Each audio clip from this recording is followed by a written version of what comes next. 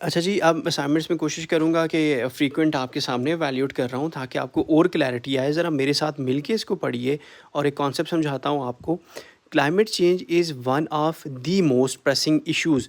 One of the most pressing issues, बहुत सारे issues में से एक। तो हमेशा जब भी लिखें one of the best authors, one of the best writers होगा। सिर्फ इशू या इश्यूज़ नहीं होता, राइटर नहीं होता, राइटर्स, इश्यूज़। तो एक चीज़ आपने ये सीखी ऑफ आवर टाइम, ठीक है। और आगे वो लिख रही हैं and it has far reaching consequences for our planet. हमारे प्लानट के लिए इसके बड़े फॉर रीचिंग कॉन्सिक्वेंसेज हैं। और यहाँ पे उन्होंने देखा कि आपने सीखा था कंपाउंड सेंटेंस क्या होता है। जब एक तरफ एक आइडिया हो, दूसरी तरफ सिमिलर आइडिया हो, दोनों को जोड़ना हो, तो आप यहाँ पे कॉमा भी यूज़ करोगे, ठीक है। आपने कॉमा यूज़ कर दिया और वो क्या है जी, and it has far reaching consequences.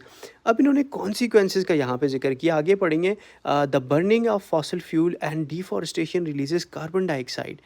अब कॉन्सिक्वेंसेस मतलब उसके क्या कॉन्सिक्वेंस होंगे, मेरे जहन में आया कि आगे मुझे कॉन्सिक्वेंसेस पढ़ने को मिलेंगे।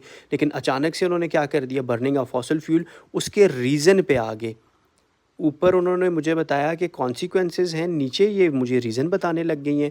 कॉन्सिक्वेंसेस और रीज़न्स में तो बड़ा फ़र्क है। तो आपने ये देखा कि जब आप अपनी राइटिंग में इस तरह की गलतियाँ करोगे, हालांकि लिखा हुआ बिल्कुल ठीक है, इसको मैं क्रॉस नहीं कर सकता, लेकिन यहाँ क्या हो गया, क्लैरिटी, ठीक है जी, क्लैरिटी गई, मिस हो गई, ख़राब हो गई, ठीक है जी। फ़्लो राइटिंग का, मैं फ़्लो में आ रहा था, मुझे पढ़ने को मिलना था कौन सी। तो अब जब मुझे वो चीज़ नहीं मिल पाई तो इसका मतलब क्या हुआ, नहीं हुआ, मुझे वो चीज़ नहीं पसंद आई, ठीक है। तो ये गलतियाँ होती हैं जो आप कर रहे होते हो और आप कहते हो कि सर मतलब आप 38 पे क्यों फ़ेल कर रहे हैं मेरा ऐसे, सर आप 39 पे बार बार क्यों फ़ेल कर रहे हैं। वो इसलिए कि आपने ये ज़्यादतियाँ की हुई हैं, राइटिंग में गलतियाँ की हुई हैं, इसको आपने इम्प्रूव करना होता है।